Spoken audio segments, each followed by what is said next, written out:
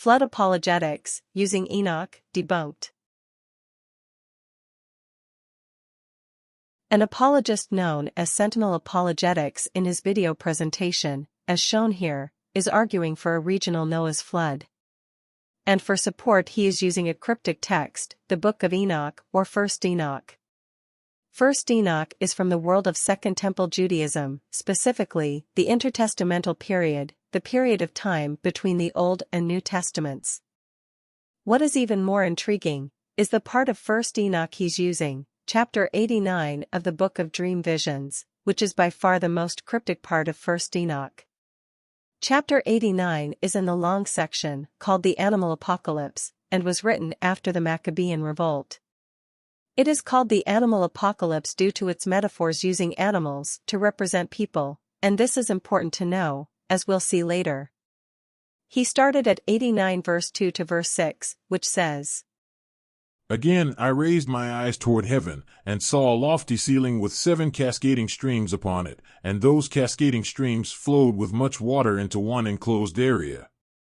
Again I saw, and behold, fountains were opened upon the ground of that great enclosed area, and the water began to swell and rise upon the ground, and I saw that enclosed area until the whole ground was completely covered with water. Water, darkness, and mist accumulated heavily upon it, and I looked at the ascent of that water going up and up until it rose above that enclosed area, and was streaming above the enclosed area, thus it was standing above the ground.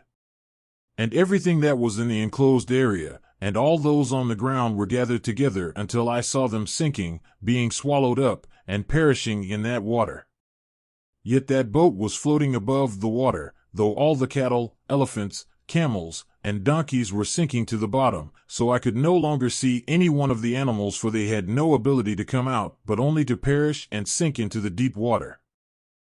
First, he says that the words, quote, enclosed area, end quote, refers to a regional deluge and not a global deluge.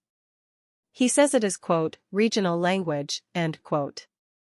Second, he refers to the list of animals of cattle, elephants, camels, and donkeys as being, quote, the type of species listed by name that perished during the flood, end quote. He also said that, quote, the person who wrote Enoch, he's thinking of these particular species of animal, end quote.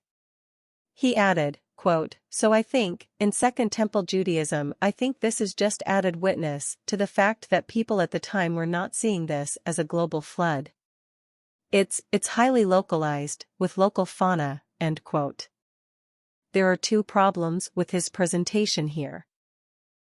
First, the words enclosed area do not refer to a region of Earth, but the known Earth in this dream vision, which is also not the globe Earth.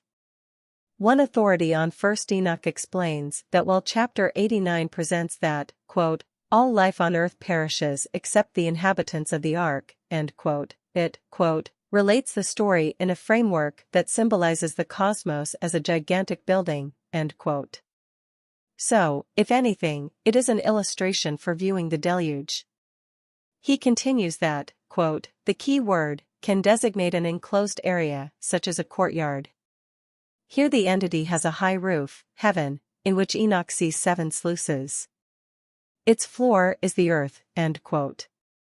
The floor of this cosmic building then represents the earth, all the land known at the time in Second Temple Judaism, which would include the Roman Empire to the west and India to the east. It is not an argument for a regional Noah's flood. Second, notice that verse 1 was not included, doubtlessly because it was not about the range of the flood. But it was still a significant omission as it was part of the context of the animals that drowned.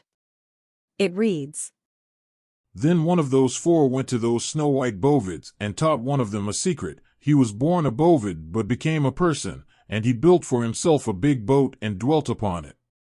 3 cows dwelt together with him in that boat, and that boat was covered over them. Another translation reads, quote, it was born a bull, but became a man, end quote. So, verse 1 is saying that a bull became a man and built the ark, obviously as the man Noah. Then 3 cows, clearly representing his 3 sons, joined him on the ark. Now let's return to the expression cattle, elephants, camels, and donkeys. Verse 1 identified the cattle as people. The elephants, camels, and donkeys are the same animals that were first introduced in chapter 86 verse 4 as being clear references to the Nephilim, the product of fallen stars who became bulls and conceived the elephants, camels, and donkeys from cows. Regarding this verse, one commentator said that, quote, "The names of these three animals in Aramaic are puns on Nephilim, giants, and Eliud, the three types mentioned in Enoch 7 verse 2, end quote." Thus, all four animal categories represent people. The cattle are humans, and the last three are puns on Aramaic. The elephants are Nephilim, the camels are giants, and the donkeys are Eliud, children of the Nephilim. These are the ones who are described as drowning in the deluge. It was never talking about animals, because in this part of 1st Enoch, animals represent people as the omitted first verse stated. Conclusion: 1st Enoch 89 does not support either a local Noah's flood or a global Noah's flood, and is not detailing the types of animals that died in the flood.